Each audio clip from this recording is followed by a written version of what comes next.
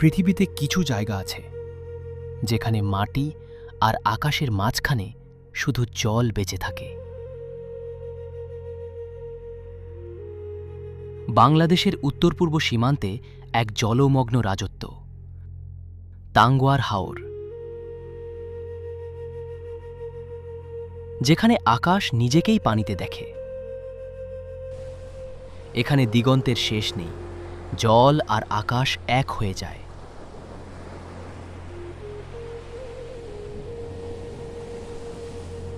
এই হাওরে রাস্তা নেই, এখানে জীবন চলে নৌকার বুকে।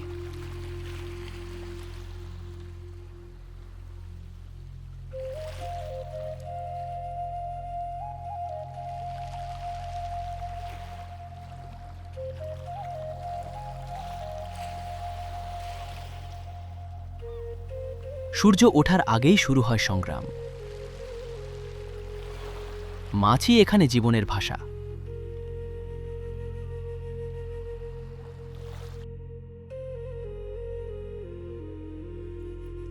যে হাওরকে আমরা সৌন্দর্য বলি,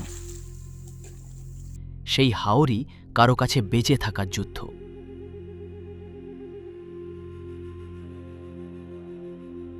বর্ষায় এই শান্ত জলই হয়ে ওঠে ভয়ঙ্কর। রাতের ঝড়ে কখনো কখনো পুরো পৃথিবীটাই ডুবে যেতে চায়। আমার দাদা বলতেন, গভীর রাতে হাওরের মাঝে নাকি জলের আত্মারা গান গায়।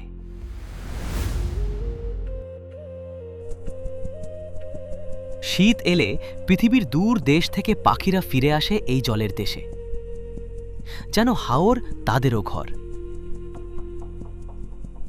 তার চোখে বয়সের চেয়ে বেশি আছে জল, কারণ এই হাওরই তাকে মানুষ করেছে, আবার ভেঙেও দিয়েছে।